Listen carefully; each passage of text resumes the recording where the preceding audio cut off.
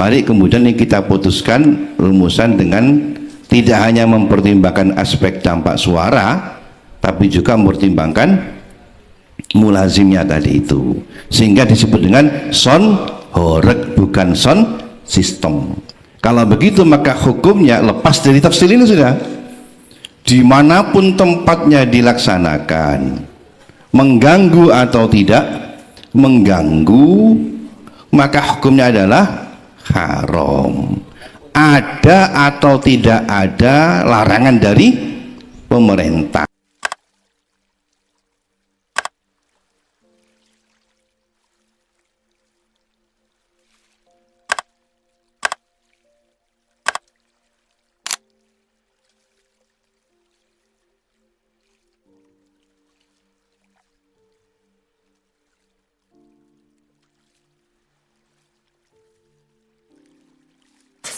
Hello guys, kita ini kadang terlalu mudah mengharapkan budaya. Ya padahal apa sih salahnya pargoi depan masjid ditemani lampu strobo dan cewek seksi? Kan etika itu nomor kesekian. Budaya itu yang harus nomor 1. Kan itu bentuk ekspresi spiritual masyarakat desa modern. Siapa tahu bisa go internasional, iya kan? Bayangin aja, di zaman Majapahit dulu, itu budayanya mendunia banget. Senusantara bayangin. Bukan hanya Indonesia, apalagi Jawa. Luas circle-nya, bos. Bahkan kalau kita ini riset lebih dalam, ternyata sound horeg itu bisa dilacak akarnya dari India. Jadi ini bukan asal jeduk, ini tuh peradaban Hindustan. Keren kan? Kita itu sudah punya akulturasi budaya internasional. Yaps, dari negara kita tercinta, India. Hebat kan?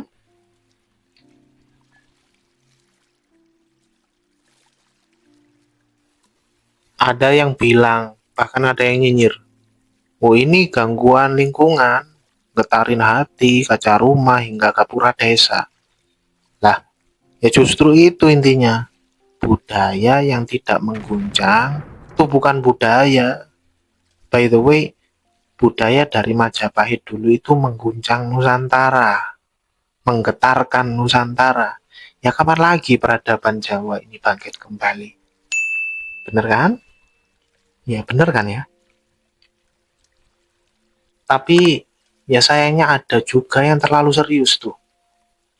Beberapa hari lalu, dalam sebuah forum Bahsul Masail Nahdlatul Ulama di Jawa Timur, di Pondok Besuk, Pasuruan, katanya budaya internasional kita ini dibahas, bahkan sampai ngundang peserta dari pondok pesantren terkenal se-Jawa Madura.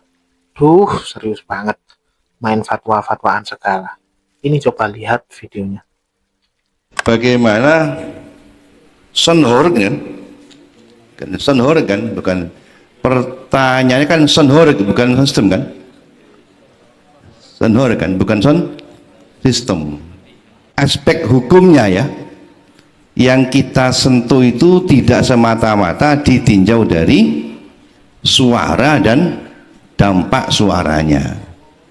Karena kalau kita menghukum itu dengan pendekatan suara dan suaranya, maka kita sesungguhnya membahas sound system, bukan bahas sound horeg. Jadi kalau begitu, mari sekarang sudah aspek suaranya cukup sudah ini. Oh jadi tahun mana wis? Maka kita sekarang membahas bukan sound system tapi sound horeg dengan berbagai macam itu. Nah mari sekarang kita munculkan apa saja yang instrumennya dari itu. Yang jelas satu, ada kegiatan joget-jogetnya, memang disediakan tempatnya kan tuh.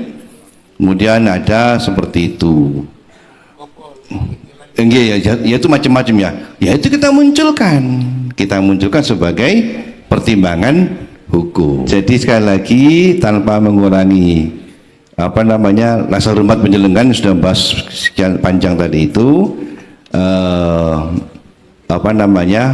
Mari kemudian ini kita putuskan rumusan dengan tidak hanya mempertimbangkan aspek dampak suara, tapi juga mempertimbangkan mulazimnya tadi itu, sehingga disebut dengan sound horeg, bukan sound system.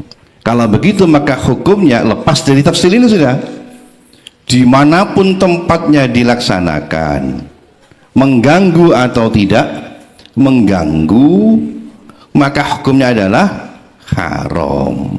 Ada atau tidak ada larangan dari pemerintah. Gimana sih? Masa budaya desa dilarang cuma karena bikin orang susah tidur?